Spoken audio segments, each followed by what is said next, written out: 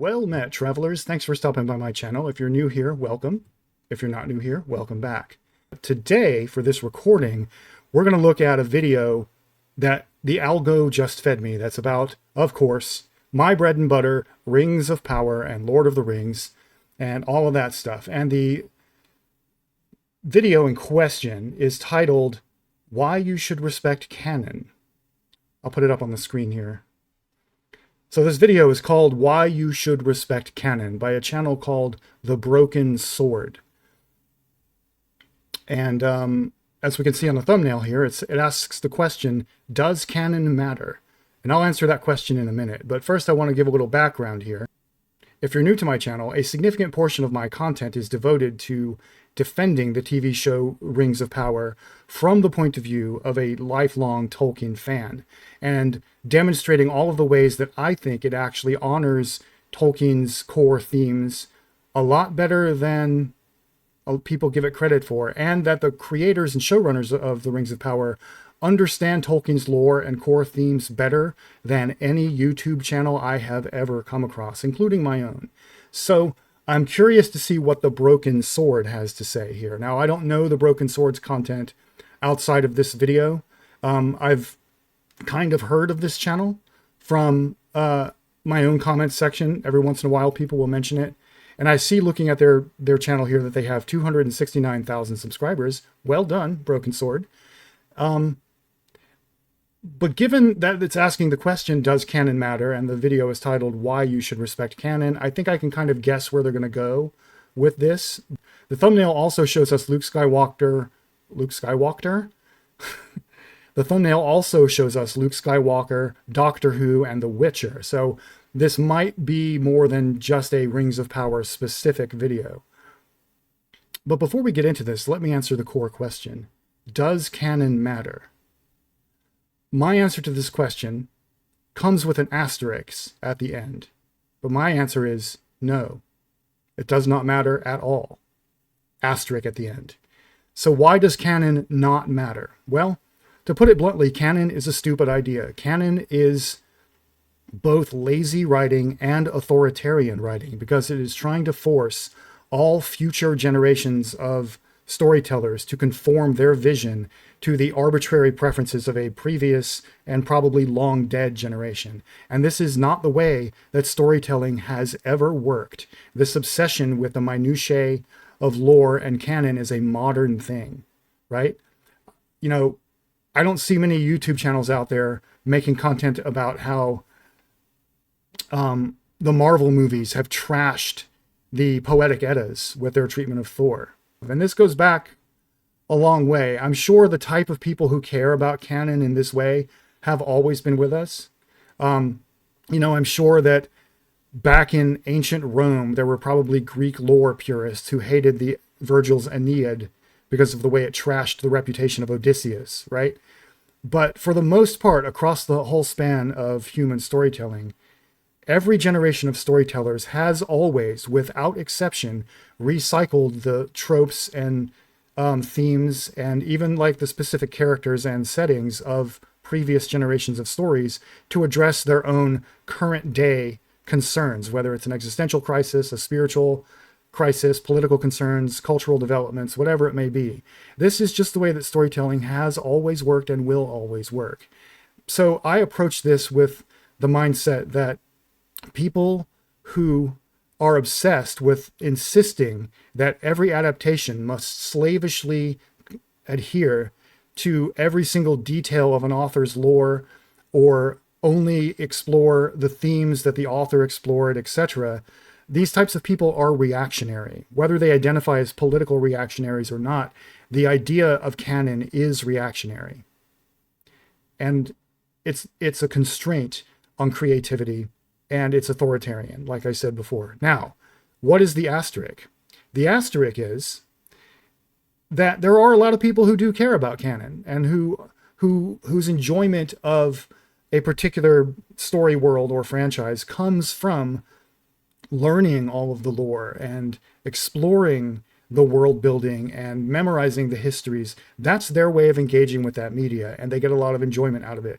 And that is a 100% valid way to engage with any type of story in any medium. So when you are adapting a story from one medium to another, even though canon doesn't matter in the big picture, it does matter in the small scale. So when you're adapting between mediums as a storyteller, you do kind of have to pay attention to it, because you're going to have to appeal to that section of the audience. Now, no adaptation can please every possible fan of something. So it's always a balancing act. And engaging with the canon and caring about the canon is a valid way for an individual who is not the storyteller writing a new story to engage with the material. Obsessing over canon is not a valid way for the storytellers themselves to engage with the material, though they do have to consider the enjoyment and feelings of people who do care about that sort of thing. So keeping all of that in mind, let's check out this video and we'll see what we see. How did we get here? It is the one question so many are asking. Season 1 of The Rings of Power lost over half its audience. Okay, no, it did not. This is a lie. It isn't anything else. I don't think the Broken Sword knows that this is a lie, so I'll give them the benefit of the doubt. But this narrative going around, that at least he didn't say it lost 2/3 of its audience, which is the original lie. I'm not going to go into too much detail about this, but I have a video on my own channel where I went into the numbers of season 1. And what actually happened is that Rings of Power season 1 debuted higher than any other show in its time slot on streaming. And each week its viewership declined. But given how high it started, it was always winning in the ratings on streaming. For when a show launches its pilot episode, it is completely normal for viewership to decline, even steeply. And the usual pattern for a TV show, especially in the streaming age, is that when the first episode drops, a lot of people tune in to check it out. And then they leave until the final episode of the season shows up. And then they all come back and binge watch the whole season. And that's exactly what happened with Rings of Power. In the edit of this video, I will put up a graph I used in my previous video showing that on streaming, each week that Rings of Power Season 1 and House of the Dragon Season 1 aired parallel to each other, Rings of Power won the ratings on streaming every single week except one.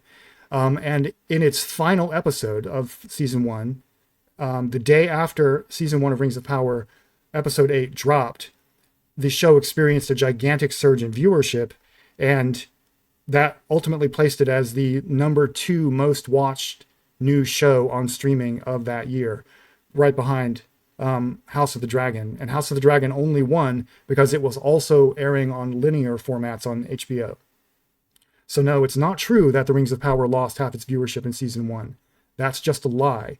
And I'm hoping that the Broken Sword did not know that and is just repeating what they've heard in good faith. Season 2, according to reports, did even worse. And yet... No, not really. Look, it did worse in the sense that fewer people came back to watch Season 2 than Season 1. But again, that is completely normal for a TV show. And this argument already makes me wary of what the Broken Sword is going to say, because people who catastrophize completely normal things about media, like a drop-off in viewership for Season 2, or a drop-off in box office returns the second weekend, that kind of thing, or reshoots happening on a big production, all of these things are 100% normal. They have always happened. And people who treat them like they are some kind of catastrophe or a sign of a show or a movie's failure are not engaging in good faith. So I'm already wary about the Broken Sword. Amazon is forging ahead, pouring billions into a series that fundamentally misunderstands Tolkien's world. And there we have it. I'll say again, as I said in my preface, and I've devoted a great deal of content on my channel to this, the showrunners of The Rings of Power understand Tolkien's themes better than any YouTube channel I have ever seen. And it looks like that's probably going to include the Broken Sword here. I'm sure we'll get into more detail going forward, but The Rings of Power engages with Tolkien's, specifically with Tolkien's spiritual and religious themes more deeply than any other adaptation ever has, including Peter Jackson's movies. The problem isn't just that The Rings of Power is, as a matter of opinion, a bad show. Oh, and sorry for the pause again. I want to point out the audio. Some of you may notice the audio problem here. I've been wanting to start live streaming, and I'm having trouble getting my Bluetooth earbuds to interface with the streaming platforms I've been testing out. So I've settled on just having my speaker right next to my microphone. And I did a sound test where it sounded okay. So if you hear that discrepancy, that's why that's happening. Sorry about that. It is a bad adaptation. It's not. It doesn't just alter Tolkien's story, it dismantles it, replacing carefully crafted lore with rushed timelines, shallow character arcs, and a complete disregard for the core themes of Tolkien's mythology. Okay, did you notice the loaded language there? The shallow writing, the dismantling, the disrespect, the disregard. This is all loaded language. It's trying to poison the well before the argument is made. The use of emotional language like this is priming the audience to buy into the content creator's argument before actually hearing the argument. It's an emotional manipulation tactic. But this isn't just about one show either. Hollywood has developed a dangerous trend, a belief that canon is optional, that stories can be rewritten without consequence. The Rings of Power is merely an example that's close to my heart and probably... What would the consequences be, right? First of all, Hollywood is correct. Canon does not matter, and it can be changed without consequence. That's just an objective fact. You may not like the changes. The changes may be bad. The adaptation may be bad. There's certainly many, many examples of that. But the principle of the thing is the opposite of what the Broken Sword is saying here. Canon does not matter. Canon is a stupid, lazy, authoritarian idea, and you should not worry about it. If you're not you just shouldn't worry about it. It's dumb to worry about it. That's my hot take. Most of you here, but it is one in a long line of franchises suffering from this mindset. So, what's gone wrong? Why does canon matter? And why did the Lord of the Rings films succeed, where the Rings of Power failed, when they aren't 100% canon accurate either? Oh, okay, we're going to get into this. All right, I've talked about this a little bit on my channel before too. I'm interested to see where he goes here. So I sat down and thought I wanted to do something different. They've announced season 3, announced there's going to be a time jump, and something just doesn't sit right with me. J.R.R. Tolkien's works are unlike most fantasy stories. Middle-earth isn't just a setting, it's a fully realized secondary world with its own histories, languages, cultures. Every major event in The Lord of the Rings, the Silmarillion, they have deep historical significance, often tied to events thousands of years earlier. So, in other words, it's just a setting. I mean, it's an exceptionally well-crafted second world setting, to be sure. Probably the original template, I would argue.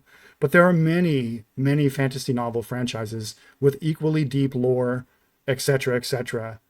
They're all just settings. There's nothing, I hate to say this as a Tolkien fan, but there's actually nothing particularly unique about Middle-earth in that regard. It led the way. It opened the door to like really deep world building, but it is not the unique example, and it's just not like magical and set apart, right? Arguably, there are modern franchises that do it better. I've heard that argument before. Or in these elements isn't just changing a few little details, it's dismantling the foundations of the entire story. This is where the Rings of Power fails at its most fundamental level. Instead of respecting the established canon, it reconfigures the timeline, rewrites key characters, introduces new ones, and invents plotlines that contradict the very nature of Middle-earth. There we go, right? Everything he said up before the last bit contradicts the very nature of Middle-earth. That's kind of a loaded phrase.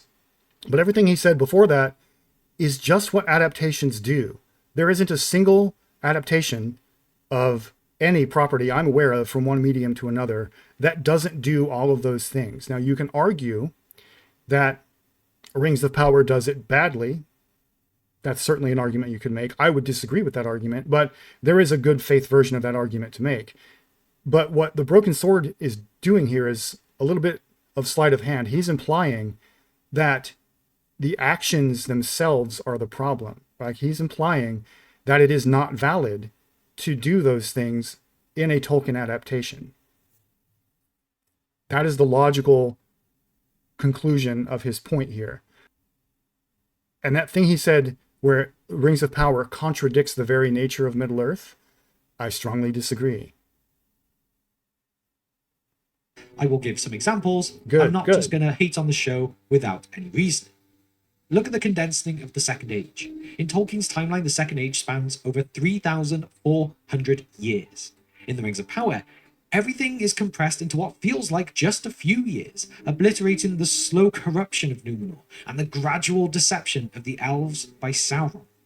Okay, wrong in both cases, with the caveat that a condensation of timelines is just normal and would have to have been done in any case. They did it in the Peter Jackson movies too. This is misrepresenting the text of the show, at least where Númenor is concerned, at least where Númenor is concerned, right? If you pay attention to the show, the first time we meet the Númenorians, there's already the resentment brewing between the future factions we are going to call the Faithful and the King's Men.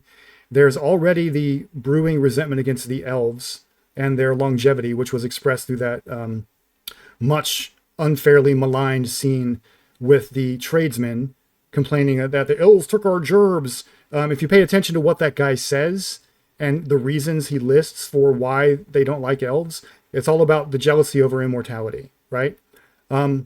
There's already the brewing conflict between Pharazôn and Tarmiriel over who's going to take control of the throne when the king dies. All of that is already there. So the long decline of Númenor has already been going on.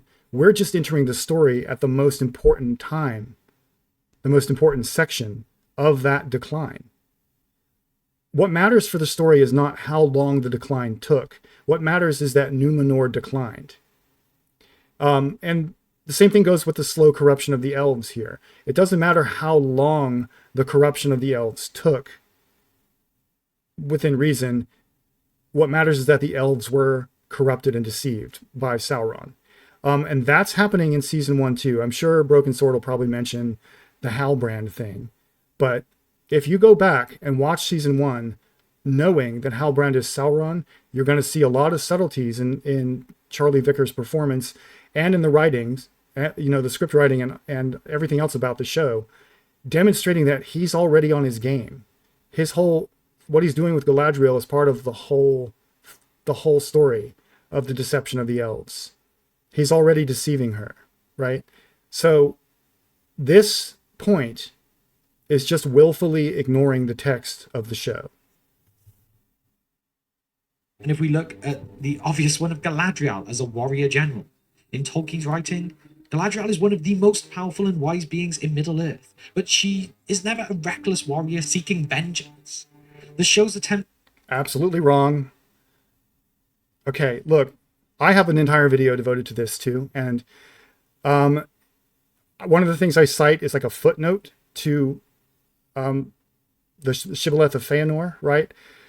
Galadriel was absolutely a warrior. She's described as being, in her youth, Nerwin, the man maiden, being the equal of the athletes and the lore masters of the Eldar in their youth. And if you follow the footnote for the word lore master, you will see that the description of what a lore master is includes the greatest kings and warriors of the elves. So what that's telling you is that Galadriel, Nerwin, man maiden, was the equal of the greatest warriors of the Eldar. And the whole thing about so where the Rings of Power gets the whole headstrong warrior out for vengeance thing is cobbled together from, I haven't verified this with the show. They don't talk to me, despite my obsession. It's cobbled together from several different hints of Galadriel's, or several different bits of Galadriel's backstory. Because if you know anything about Tolkien, you know that he was always retconning Galadriel's backstory. So what the show did was just made some particular choices with some parts of her backstory that suited their narrative goals, and they ignored other ones. Both versions of Galadriel have precedent in Tolkien's lore, and you can go check my video on this subject. I'll link it somewhere in here to get a deeper dive into that. She was, what they're going for is that she was touched by the darkness while still in Valinor, like Feanor was. And that comes directly from Tolkien. That's almost a direct quote. And again, it's in my previous video. So again, this point right here is willfully ignoring the text of Tolkien's work, as well as the text of the show. To turn her into an action hero strips her of the regal wisdom that makes her one of Tolkien's most enduring characters. What about Sauron's identity? All right, so think about that, right? The complaint here, and I've heard this a lot on people who hate Rings of Power, the complaint here, what you're saying is that, or the logical consequence of this argument about what the Rings of Power did to Galadriel and what you're complaining about would be that you don't want Galadriel to change. You want her from the very beginning of the story to be uber powerful and, you know, at the height of her abilities, right? In other words, you want her to be a Mary Sue by the standards of people who usually complain about this. I don't know if the Broken Sword considers the Mary Sue to be a thing, which it is not, but by the standards of the people who normally make this argument, what they're saying is they want a Mary Sue character in Galadriel. What they get instead is a character who's going to begin in a dark place and grow into the iconic figure we're familiar with from Tolkien's novels, which is what we should be getting. Crisis. The idea of Sauron disguising himself as Anatar, the Lord of Gifts, and deceiving the elves is such a key part to his character. The Rings of Power instead makes him a shipwrecked Halbrand, wandering aimlessly with Galadriel. This complete... He's not wandering aimlessly. Again, this is willfully ignoring the text of the show. Halbrand is deceiving Galadriel almost right from the start. And she is, you could argue she's being willfully deceived. That I think there's a good faith version of that argument to make. But the idea that he's wandering aimlessly here is ridiculous. He is wandering.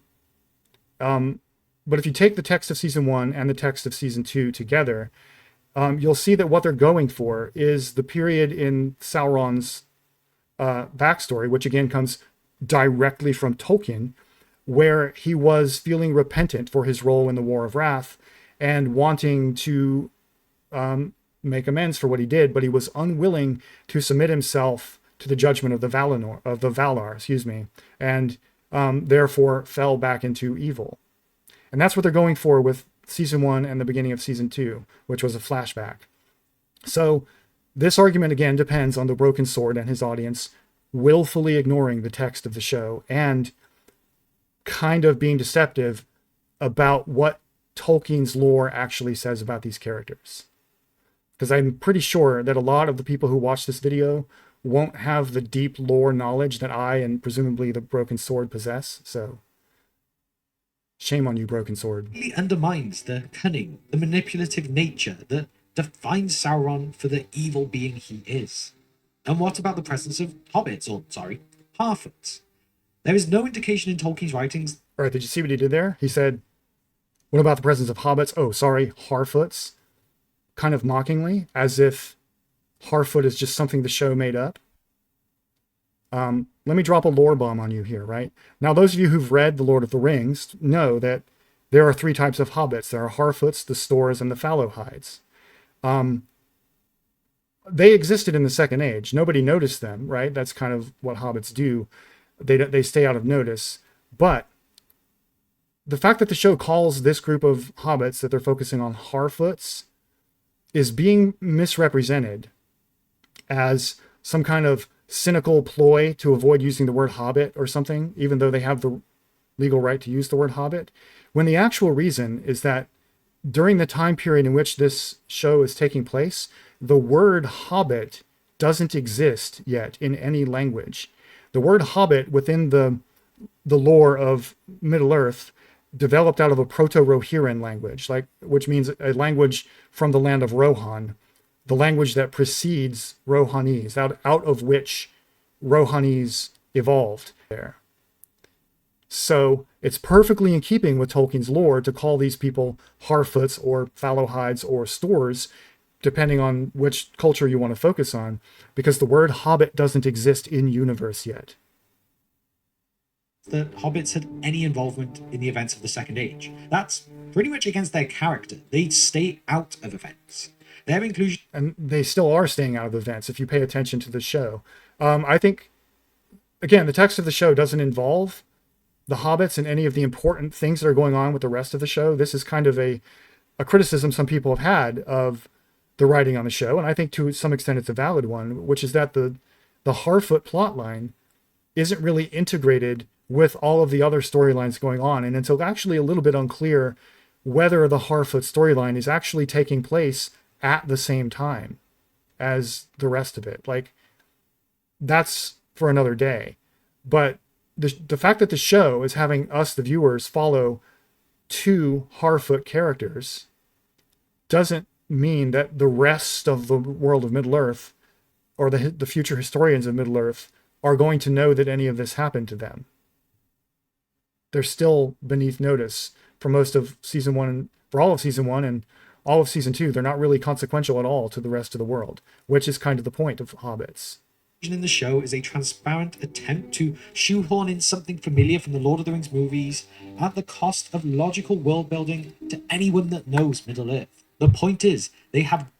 Again, as I just demonstrated, the way they're using Harfoots instead of saying Hobbit is perfectly in keeping with the lore of Middle-earth. Read your Tolkien, bro. Gone unnoticed until Bilbo goes on an adventure, until Frodo gets involved. This is so important to what the hobbits are. Tolkien was incredibly deliberate in his storytelling. His lore isn't just background flavor, it's an integral part of the narrative structure. When you remove it, the whole thing begins to collapse. Here we go. I've heard Disparu make this argument too. Let's see if the Broken Sword does it better. The premise is false. The factual premise of this argument is false. The show does not strip Tolkien's lore out of the story. It just gives a new interpretation of the lore that is completely consistent with Tolkien's deeper themes, as I've demonstrated in multiple videos on my channel. Of course, I must address, when people defend the Rings of Power's choices, one of the most common counter-arguments is, but Peter Jackson changed things too. Okay, And so we're going to yes, get into that this. is absolutely true. The Lord of the Rings trilogy made many alterations to Tolkien's text. Some were necessary for the transition from book to film, while others were creative choices made to improve pacing, character arcs, or tension. Do you see the double standard that's being set up here? I just want to put a pin in that. So he's about to defend some, at least I think he is, some very, very big lore changes and some very big, I don't know if he'll address this, but some very big thematic changes that were made to the movies.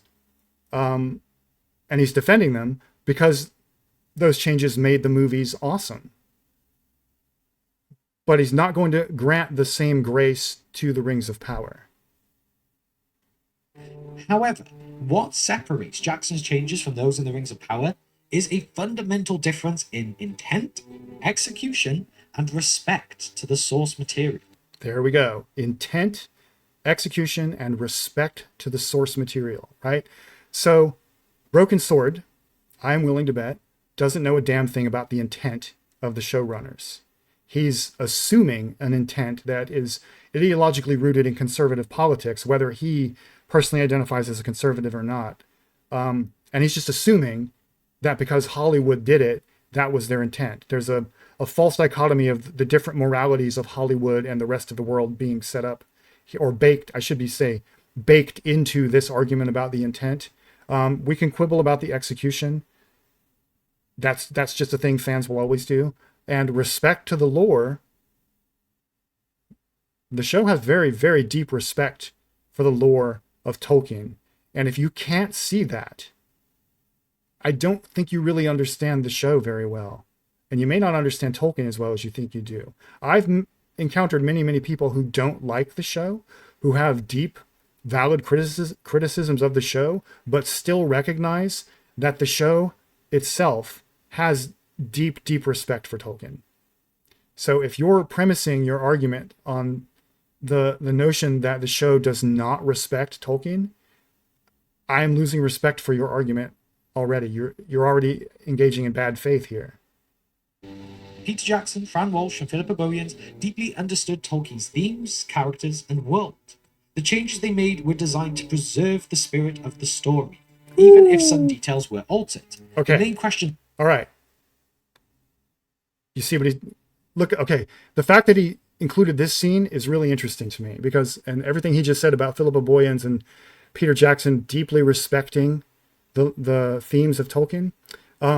It is worth reminding everyone watching this, as I guess I'm gonna have to do for the rest of my life, that Christopher Tolkien, the son of J.R.R. Tolkien, and the guy appointed to protect his father's legacy, hated these movies because he felt that they betrayed his father's themes. He felt that the Peter Jackson movies stripped the religious and spiritual and philosophical themes completely out of the story and reduced it to nothing but action movies for teenagers. Now, that is an unfair criticism of the movies. I will grant that 100%. I think Christopher Tolkien was way too hard on the Jackson movies. But it's important to remember what his objection was, and this shot illustrates what Christopher Tolkien hated about these movies. For those of you who don't know the difference between the books and the movies, this is a big one. In the books, there is no wrestling match between Gollum and Frodo at the edge of the cliff here. What happens in the book is that Gollum he bites off the finger, gets the ring, and like Frodo flees into hiding. And then Gollum is dancing a little victory jig on the edge of the cliff there, ecstatic that he got the ring, and he slips and falls into the lava, seemingly of his own accord. And in the movie, there's a wrestling match where Frodo and Gollum are wrestling right up until the edge, and they both fall over, and that leads to Gollum falling into the lava and the ring falling into the lava. Now, that change was made in the movie to give our primary character, our protagonist, more dramatic agency, right? And it's cinematically satisfying. But that change, that simple change, completely undermines the religious message of the original book, because what Tolkien was illustrating in that scene in the book was the role of divine providence at work. Gollum, with all his depravity and all his decrepitness and all his pitiable nature, was the agent of God. And it was the hand of God, Eru Ilúvatar, pushing, symbolically speaking, Gollum over the cliff, because the hero in that scene is God. It's not Frodo. And the fact that this change was made between the movie and the book is one of the many things that the movies did that, in Christopher Tolkien's opinion, stripped these spiritual and religious themes out of the story and turned it into an action movie for teenagers. So it's kind of bold of the Broken Sword here to use this shot from the movies while explaining why the changes the movies make are justified, which I agree with, while also implying that the Rings of Power has done something worse, when in many ways the Rings of Power is far more faithful to Tolkien's religious themes than the movies ever were. They kept coming back to was, as filmmakers, as writers, we had no interest whatsoever in putting our junk, our baggage into these movies. We just thought we should take what Tolkien cared about clearly, we should take those and we should put them into the film. Here are a few notable changes. Okay, that was hogwash from Peter Jackson, right? I'll give you a good example of a change Peter Jackson made. It's a subtle change, but it's a change he made to the lore and the events of the movies that was 100% him inserting his own modern day political agenda into the story. It's the scene in the Two Towers movie where we meet Faramir for the first time, and he kills one of the Haradrim, and they capture Frodo and Sam, etc. And Faramir gives that monologue about how the guy he just killed was just a guy, from another land. This guy was probably just as loyal and just as motivated by the same things Faramir is, etc. Right? The words that Faramir speaks in that scene were written by Tolkien, but they were not spoken by Faramir in the book. In the book, they are an internal monologue of Sam. So what Peter Jackson did was take Sam's internal monologue and put it into the external monologue of a completely different character while focusing on a dead brown-skinned person and reminding us of the humanity of that dead brown-skinned person who is on the wrong side of the war from our point of view. That's 100% modern day, current day racial equality politics being inserted into the movies, being inserted into Tolkien's original story by Peter Jackson, who just claimed he wasn't injecting his own stuff into the movie. The fact is that every filmmaker or any other form of adapting between mediums involves the adapter putting their own stuff into the story. It is unavoidable, even if they try not to do it. It's impossible not to do it. We're all only human. Changes and why they did work. If you think of Aragorn's hesitation to become king, if you don't know, in the books, Aragorn is fully prepared to take the throne of Gondor from the moment that we meet him. Whereas in the films, he struggles with self-doubt, making his arc more dramatically engaging. This shift aligns with Tolkien's theme of destiny and reluctant heroism, while allowing the audience to grow alongside the character. Fair And point. perhaps a more debatable one is Faramir's arc in the Two Towers.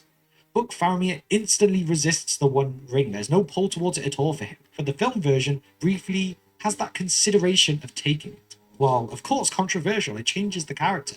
This change does add tension and makes his eventual rejection of the ring almost more powerful for the sake of a movie. Crucially, by the end, he still embodies the same wisdom and nobility Tolkien intended. And what about the elves at Helm's Deep? Okay, did you notice what he did just there with Aragorn and Faramir? The arguments the Broken Sword just made about Aragorn and Faramir are 100% valid, and I agree with every word of them. The dishonesty here is that he's not granting the same grace to the Rings of Power, which made the changes it made to its canon characters for the exact same reasons that Peter Jackson did, to make them less changeless and give them an arc so that the audience will have something to engage with.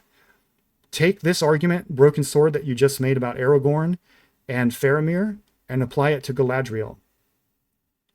If you're not willing to grant them the same grace you just granted Peter Jackson, you're operating under a double standard.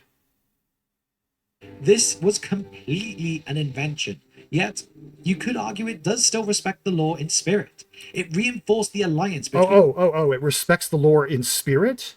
Wait, I thought we were talking about respecting canon like a religious fundamentalist would do, right? That was what's wrong with the Rings of Power, right?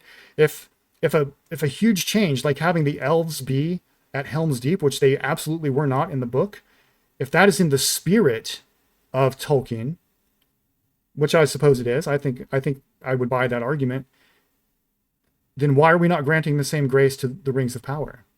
Could we perhaps be blinded by our own political ideology here? Between elves and men, even if it wasn't a literal event in the books. Yes, okay, I will admit with this one, it does take away a bit from the men of Rohan, how they managed to dig in without any help. But there is so much talk about the fading of the elves, the alliance with men, and this is almost like their last stand before they leave. The key is that it added emotional weight without breaking Tolkien's established history. And, of course... It added emotional weight without changing Tolkien's established history. I'm not sure I would agree with that, but I'll let it go. One that always comes up as well is the omission of Tom Bombadil, one who made it into the Rings of Power. Jackson knew that while Bombadil was important to Tolkien's world, he wouldn't translate well to the pacing of a cinematic epic. This was a practical adaptation choice, not a decision to fix what Tolkien wrote. Aha! And in fact, there's actually one more that I... To fix what Tolkien wrote? That's more motivated reasoning right there. Huh. I'll leave my thoughts about Tom Bombadil to the side for now. Maybe Broken Sword will address how the show handles Tom Bombadil. We'll see. Hopefully I'll remember to come back to it if he doesn't address it. want to address is when they were filming the Helm's Deep battle, Arwen was there with the elves, and later on she was cut. They wanted to try and give her more of a moment. Okay. I'll let him continue in a minute, but I want to point out that another thing Peter Jackson did that was absolutely inserting his own politics into the movies was replacing Glorfindel with Arwen and giving Arwen that moment in the Fellowship of the Ring. That was, in current parlance, absolutely a girl boss moment right there. So if you're basing your argument on the notion that the Rings of Power fails because it makes too many changes to Tolkien's lore for the sake of current day politics, and you are granting Peter Jackson's movies grace for the way that it expands the role of Arwen and makes pretty significant changes to the motivation and role of Éowyn, then I cannot take you seriously. Show that she wanted to fight alongside Aragorn, but this just didn't fit in the overall themes of what the Lord of the Rings was trying to tell. It didn't fit in with the story, and so they cut it. They weren't afraid to change their minds, realize that they had gone too far away from what they wanted to tell, and revert to an initial idea. After all, these changes, though not strictly canon, were made to enhance character development, maintain dramatic tension, and streamline storytelling. And those are all of the same reasons that the Rings of Power made the changes that it makes. Those are the only reasons. It's not because of a political agenda. It's not because they think they know better than Tolkien or anything like that. It's just for those reasons and no other reasons. Without violating Tolkien's core themes or moral framework. In contrast to all of this, though. Okay, as I just explained, that's the idea that they didn't violate Tolkien's core themes in the movies is complete bullshit. And if you're making that argument, you either do not understand Tolkien's themes and the way that they interact with the Rings of Power, or you're just lying. Which one is it, Broken Sword? Rings of Power makes changes that are fundamental rewrites of Tolkien's world, not to improve storytelling, but seemingly out of a desire to reshape it into something else. Some of the worst... There you go, right? The motivated reasoning. We cannot grant the same grace to the Rings of Power that we just granted to the Peter Jackson movies, even though the changes were all made for the exact same reasons, because we have to pretend that the reasons Rings of Power is using, that the reasons Rings of Power change things are not those reasons. We're pretending that they have some other agenda when they don't. This is ideologically motivated reasoning, folks. Offenders for this include that transformation of Galadriel into a war-hardened commander, instead of the wise, ethereal, enigmatic Lady of Lorien, we get an impulsive, angry warrior who bears little resemblance to the character Tolkien wrote. Just like movie version of Aragorn is a self-doubting, reluctant king, reluctant leader who doesn't really seem to want to be involved in anything, and grows into the character we see in the books. The changes are just as fundamental there, but they were made, as you just said earlier, to give the audience a character arc to get invested in. That is the only reason the changes were made to Galadriel. That's it. The changes are done for the same reason, and they're playing the same role. Galadriel starts in a dark place and is growing into the Lady of Light that we meet in the book version of The Lord of the Rings. The only way you're not able to see this is that you're, again, using ideologically motivated reasoning. Why can I not say the word ideologically? You're using ideologically motivated reasoning.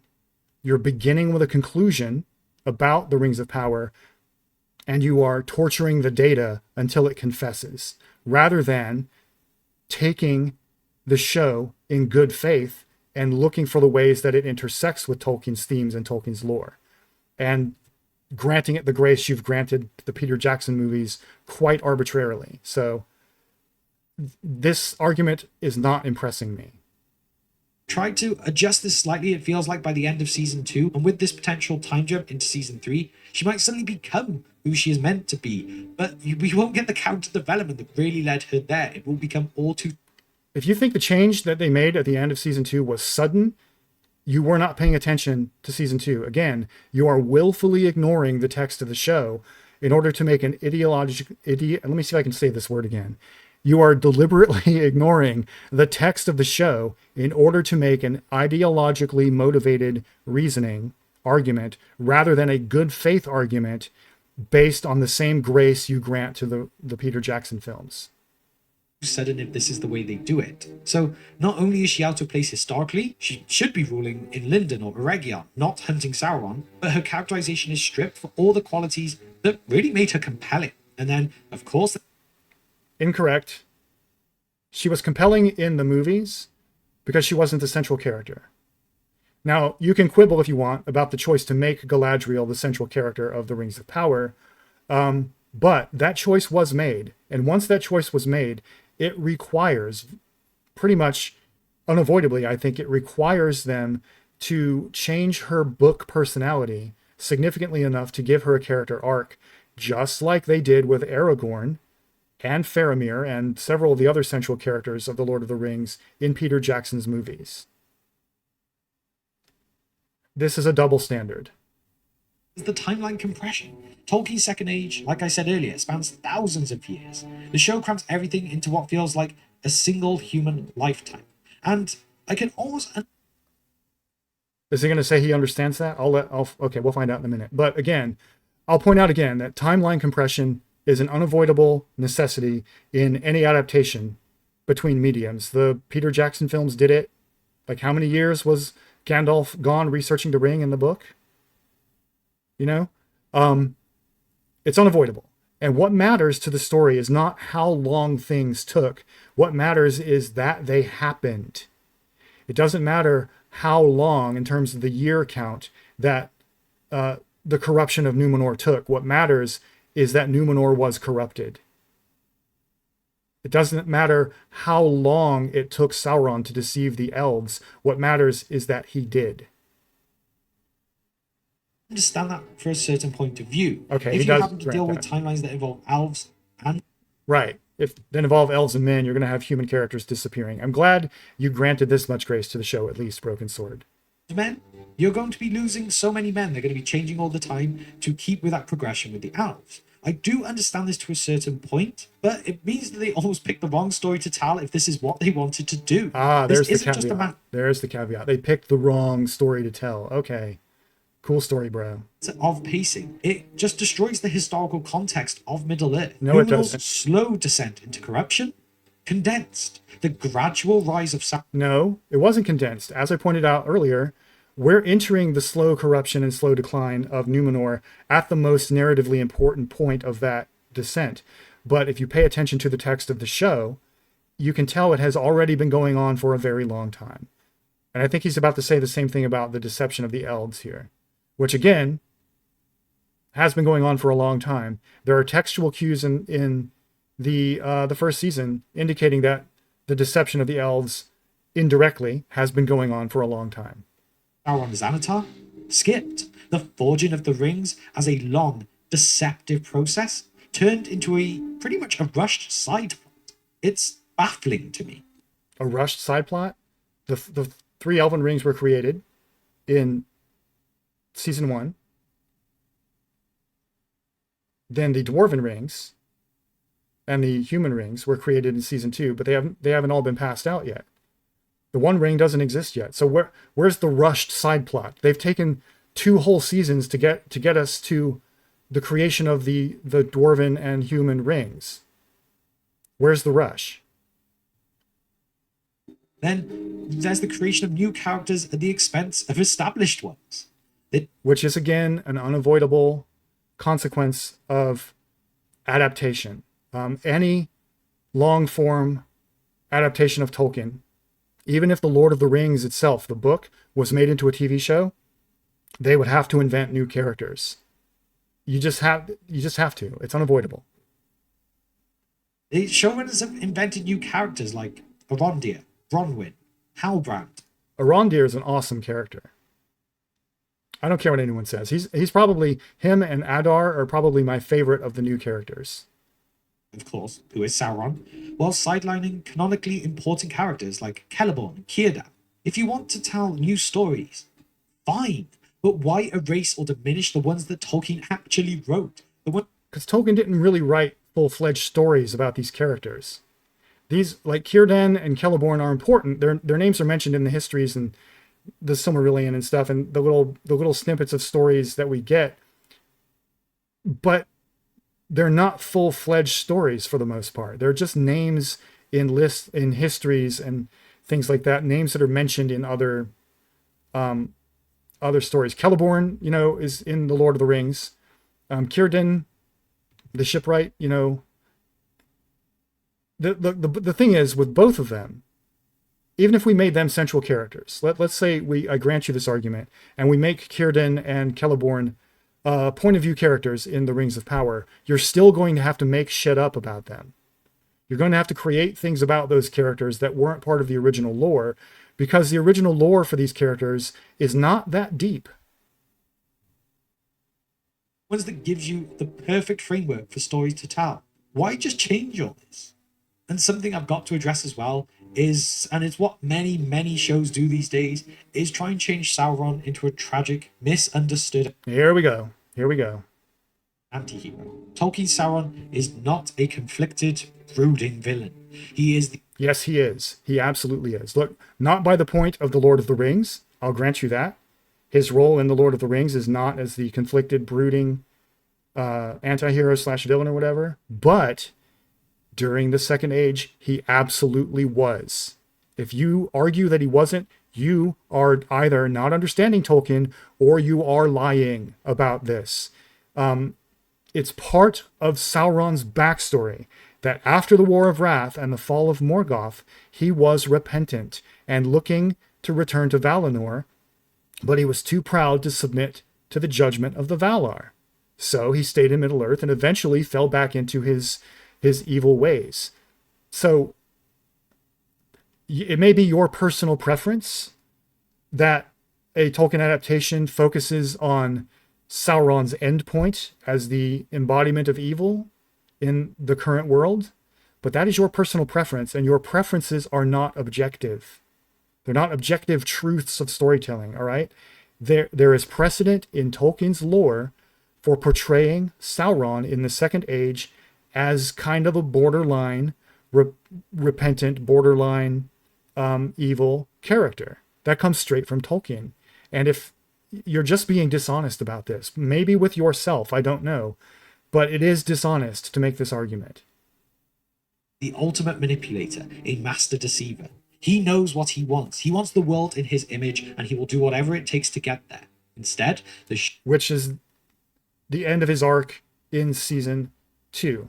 The end of season 2 of Rings of Power is essentially Sauron realizing that he has fallen and accepting that fate. Up to that point, he was still in the could go either way, repentant phase, still manipulating people to get what he wants, but could possibly go the other way. And over the course of season 2, he makes peace with the fact that he has fallen and is going to stay that way. Joe portrays him as a misunderstood figure who almost wants to be good, an approach that fundamentally comes out of Tolkien. Clashes with Tolkien's portrayal of evil as an active, insidious force. There we go. No, that is not the way Tolkien portrays evil. Yes, okay. I'll grant. I'll try to give some grace to Broken Sword here because I don't know his whole content library and governing philosophy here. But normally, when someone says that the Rings of Power is doing this, what they are saying, what they often say out loud, and if you pick up context cues, they are more often saying implicitly, is that Tolkien's philosophy includes the concept of intrinsic evil, which it absolutely does not. There is no being in the cosmology of Tolkien that is intrinsically evil, because Tolkien was a Catholic, and that's not Catholic theology. He says it himself in The Fellowship of the Ring. Nothing was evil in the beginning, not even Sauron was so. So while the world is fallen, as per Catholic theology, and while the darkness of Sauron is an irresistible metaphysical, like a magical force in the story, it is not intrinsic to Sauron, because evil is not intrinsic to anyone or anything in Catholic theology, which is infused in The Lord of the Rings. And with him goes the handling of the rings forging. Tolkien's narrative makes it clear. The 3 elven rings were forged without Sauron's direct influence. In the show, Galadriel's decision to trust Halbrand or Sauron leads to their creation. This directly contradicts canon in what... No, it does not. Pay attention to the text of the show. What Sauron was working on was not 3 rings. They came up with the idea for rings after Sauron left, and he wasn't involved in that decision. And if you follow the sequence of events in that montage of the creation of the rings, what's going on is Galadriel basically doing like a repentance ritual, right?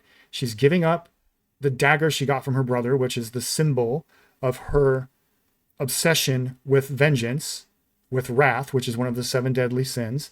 And she's giving that up to make the 3 rings, which were the elves' idea, not Sauron's idea. It's in the text of the show.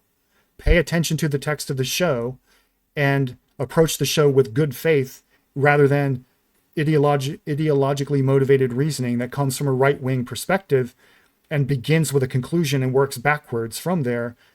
And this should be obvious to you. To me, that's the biggest difference between my content and my approach to the show and everybody else apparently on YouTube who hates this show, is I came into this show as a Tolkien fan who was giving the show creators grace and approaching their creation in good faith and looking for ways that it enhanced my enjoyment of the source material. And everybody else seems to have begun with the conclusion that Hollywood is some kind of den of degeneracy or something and wants to inject postmodern cultural Marxist philosophy or something into everything they do, and then looked for data that would confirm that conclusion without any of the data actually being there. And whether the Broken Sword subscribes to that right-wing philosophy or not, I don't know, but the arguments he's making here come directly from that source. One of the most important things possible in the history of Middle-earth with the forging of the rings. It directly contradicts canon, undermines... It absolutely does not contradict canon, as I just explained. The entire premise of how the Rings of Power function, and your No. show is called The Rings of Power. Wrong. Back up a few seconds and listen to my argument. Again, pay attention to the text of the show and approach the show in good faith with the same level of grace you granted to the massive changes Peter Jackson made, and this shouldn't be a problem for you. This is motivated reasoning. It baffles me. Whereas Jackson's films made adjustments to strengthen Tolkien's storytelling, the Rings of Power's changes seem to be based on the idea that Tolkien's story needs to be modernized, fixed. There we go. I guess he does subscribe to the right-wing bullshit. No, that's not why Hollywood... There's no ideological commitment in Hollywood outside of capitalism. That's it, which I agree is a bad thing to be injecting into storytelling, but that's the world we live in. We're all trapped inside capitalist realism. That is the only ideological agenda. Hollywood is not out to wokeify everything or inject cultural Marxism or any of the other buzzwords. The idea that capitalists would be doing any of that is absurd. Good Lord. Or completely rewritten. But I will take a moment as well to stop this just being a hit piece on the Rings of Power. That is not really the intent of what I wanted to do. Well, that's very big of you. Not just the Rings of Power. It's also everything else Hollywood's doing, isn't it? Right? Let me guess. Based on your thumbnail, that's what it is. I kind of just wanted to talk about why canon does matter. So while the Rings of Power is obviously this close to home one, we must have a very quick look at Hollywood in general and really see how overall there is a trend of ignoring established law in favor of reinvention for reinvention's sake, or at least that's how it always comes across. Okay. No. So I'll grant you this. There is that trend, but the trend is not new. The trend is just how storytelling has always worked, with zero exceptions in history, except the modern obsession with so-called canon. This is 20th century capitalist thinking. It is not traditional storytelling. Go complain to Virgil, who trashed the lore of the Trojan War to write the Aeneid. Go complain to Shakespeare, who I think all but 2 of his plays were what we would call retcons or reboots. He trashed the lore of the original story of Hamlet. He trashed the lore of the kings of Scotland. I mean, this is just what humans have always done. Tolkien called it the cauldron of story. It always gets melted, it gets put back into the cauldron and baked into new things, changing ancient stories to suit whatever the modern conventions are at the time is just what storytelling is in its essence. And insisting that storytellers of the current generation cannot be allowed to change the arbitrary preferences of previous generations is reactionary and lazy writing. It is authoritarian. And you should be honored. I'm honored as a Tolkien fan. I'm really excited that The Lord of the Rings speaks to so many people so deeply that they want to continue telling stories in this world and about these characters for generations to come. The way we're going right now, centuries from now, there will be stories based on characters named Aragorn and Gimli and Frodo, etc., that will bear no resemblance to what we know as the Lord of the Rings. Just as today, there are stories about characters like Thor or Hercules or King Arthur that bear no resemblance to the source material, but still resonate with us because we're retelling them in ways that are designed to resonate with us. We're constantly finding new layers and new depths to characters and stories and themes from previous generations through the cauldron of story. This is just what we do.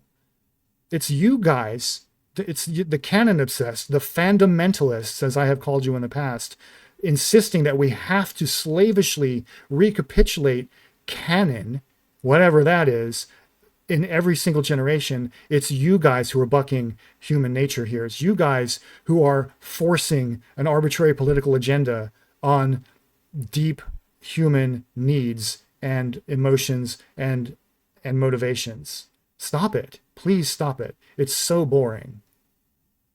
Just over the past decade, we've seen a repeated pattern of franchises being mishandled by creatives who either misunderstand or actively disrespect the source material.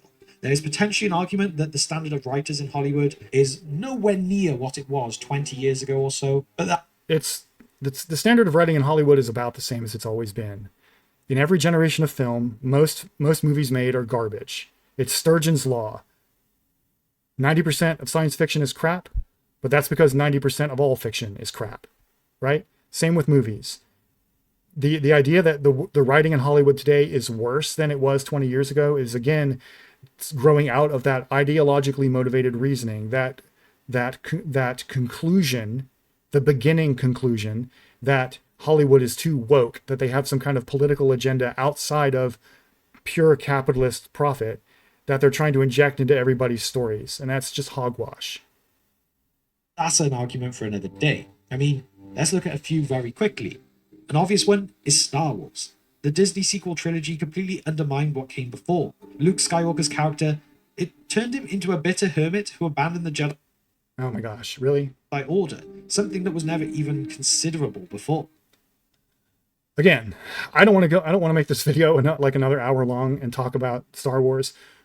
It's the same principle as Aragorn, right? We're taking a character that's established in a previous story and changing something about them to give them an arc that is engaging to the audience, to give them something new to explore with a character they're kind of familiar with. Other people who are bigger Star Wars nerds than me have made multiple arguments about why the changes made to Luke Skywalker are perfectly in keeping with what's been established with him before. So I'm not going to get into that here. Do a search around for other people who've talked about it. The films just discarded established world building of the expanded universe, replacing it with... The expanded universe was never canon. Okay? Whatever. I think canon is bullshit anyway, but according to George Lucas himself, the creator of Star Wars, the expanded universe was never canon. That's something fans decided. George Lucas ignored it all the time. As well he should. With vague, shallow storytelling. Instead of a meaningful continuation of Return of the Jedi, the sequels felt like a reboot disguised as a sequel. tearing down the old characters to prop up new ones. What about Tearing down old characters to prop up new ones?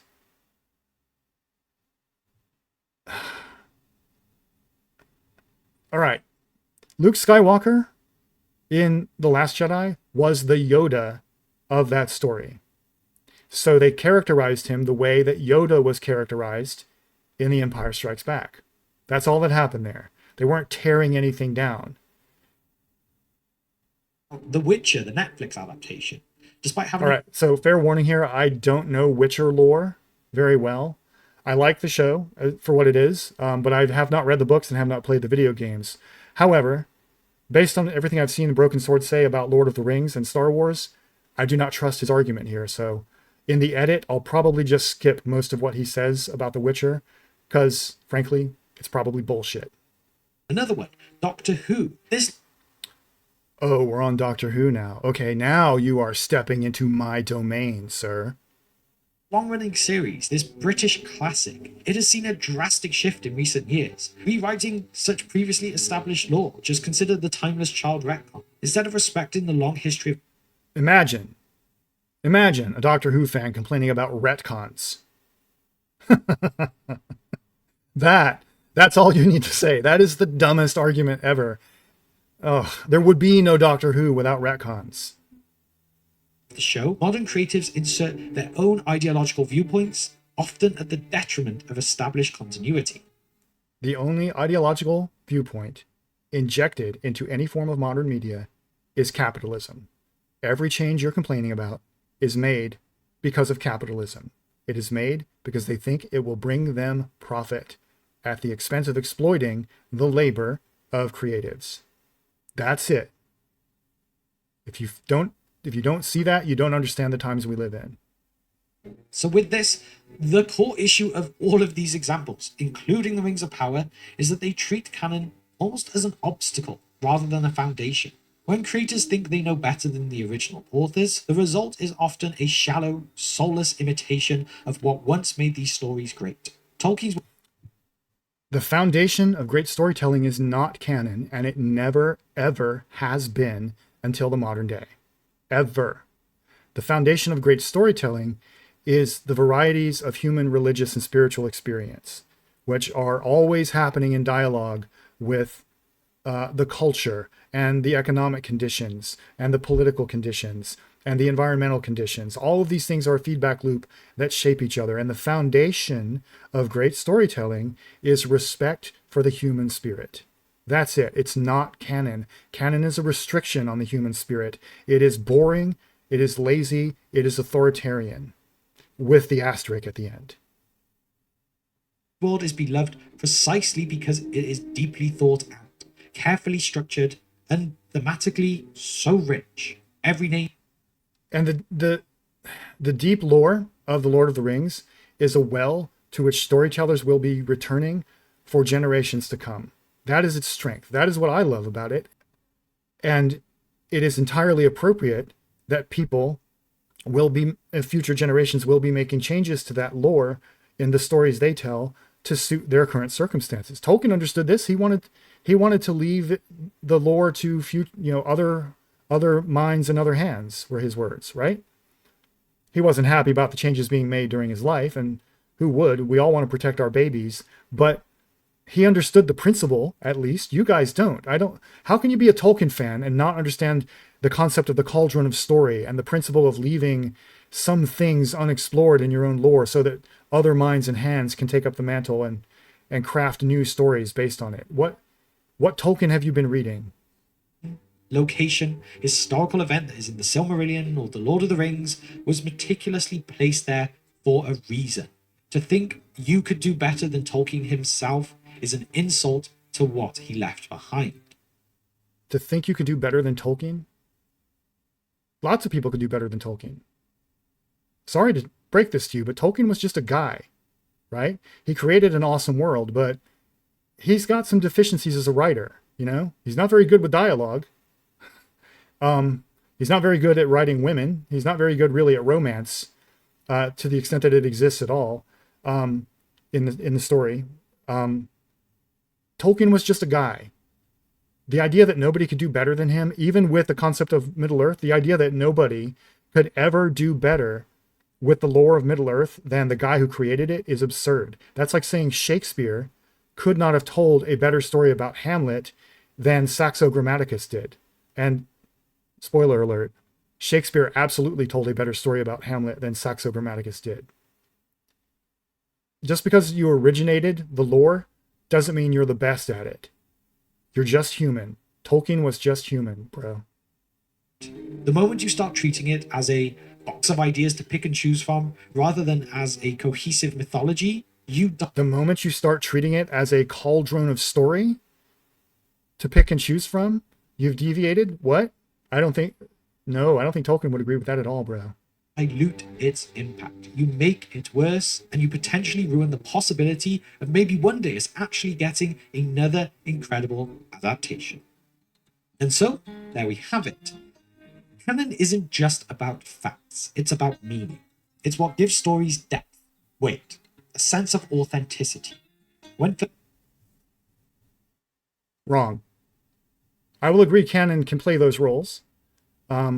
Most people, I don't know about most people, a lot of people enjoy those roles, but Canon is the result of those things. Canon is a tool to facilitate meaning and depth and character and story, but you can do all of those things without slavishly adhering to the arbitrary preferences of previous generations.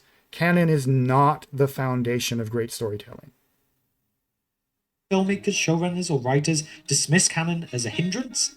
What they're really dismissing is the integrity of the story itself. The Rings of Power is not just a bad adaptation. It is a bad textbook example of what happens when a creative team fundamentally misunderstands the material they are working from. Okay. Again, we're back into the ideologically motivated reasoning here. The premise of all of this that we've seen so far is that Broken Sword is trying to say that the creators of the Rings of Power think they're better than Tolkien and are motivated to change Tolkien to suit some agenda. If you read the interviews with these guys and you watch some of the interviews with them, you'll find out that the reverse is true. In particular, I think J.D. Payne, I get them confused all the time, but because they're both like blonde white dudes. But I watched an interview with them on a Catholic YouTube channel, and I think it was J.D. Payne, who talked about his experience as a person of faith in Hollywood and how he wanted to honor the role that faith played in Tolkien by portraying people of faith in the story as the heroes. Because according to him and his critique, very often when you meet people of faith in other stories, even in other like fantasy stories like Game of Thrones or The Witcher, for instance, like religious figures and people who are religiously faithful are immediately suspect. And J.D. Payne wanted to subvert that trope and portray faith and people of faith as good. And if you know that about him and you watch what they did in the Rings of Power, it's all there. Look at the way that season 2 in particular handles the character arc of Elendil and Tarmiriel, and the way that people of faith are explicitly portrayed in the Numenor story as being oppressed by the secular king's men. That is straight out of Tolkien. That is straight out of even like modern American Christianity. That is completely loyal to Tolkien's vision and Tolkien's themes. And I hate to beat a dead horse here, but if you do not see this, you are not paying attention to the text of the show and are being either intentionally or accidentally dishonest about both the text of the show and about Tolkien's work. With the announcement of season 3, it seems we are in for more of the same. Now, I know there are people out there who do like the show, and fair play to you. I'm not saying you cannot like it, but... Well, that's very big of you. Thank you. I appreciate that. From my particular perspective... I give you permission to not like the show, although I think your reasons are pretty dumb. there are good faith reasons to not like the show. I hope you discover them one day, because you haven't said any of them in this video, but they are out there. I encourage you to go read some actual literary criticism of this show and find people who have good faith criticisms and good faith reasons to dislike the show, because YouTube content creators who dislike the show, whose arguments you are regurgitating here, are just dishonest about this. Perspective, I feel like it's almost too far gone. If season 3 does turn everything around with these time jumps, basically changes characters and tries to explain it away with events that happen in things we... Imagine being a Tolkien fan and complaining about time jumps. How many years was Gandalf studying and researching the One Ring? How many years? How many years passed between the important plot points of the Silmarillion, or the appendices? Time jumps are just Tolkien, dude. We jump forward to the important bits. We can infer that the long history that came up to those bits has already happened. We don't have to be shown every minute single little detail of thousands of years of history or even decades of history to get the point. Don't see. Obviously, that's going to be bad writing, but maybe they could make a stand. That is not obviously going to be bad writing. With a couple of exceptions, there's no such thing as obviously bad writing. Your preferences are not objective. Lone season that actually is more Tolkien after all. I'm never, ever going to hold my breath on this with the show, but maybe it just gives the slightest possibility of this happening. Although, like I said, if history is any indicator, audiences will continue to reject shows and films that do not respect their source material. So, the Rings of Power will very much struggle to maintain the viewership it has fallen down to, let alone...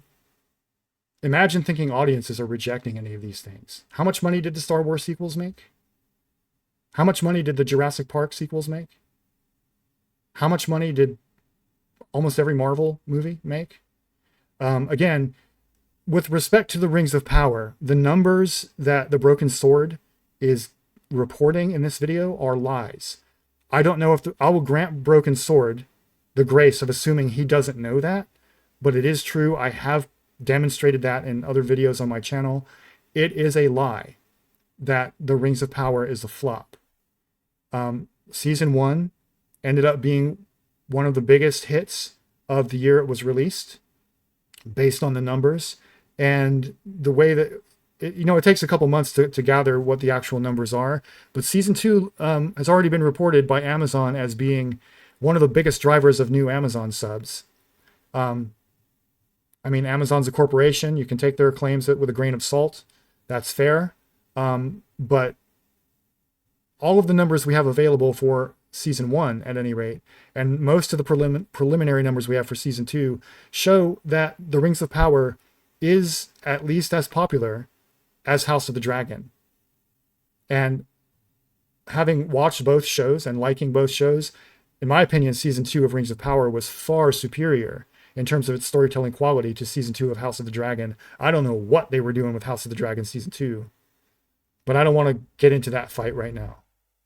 Not lose more and more as time goes on. Because, at the end of the day...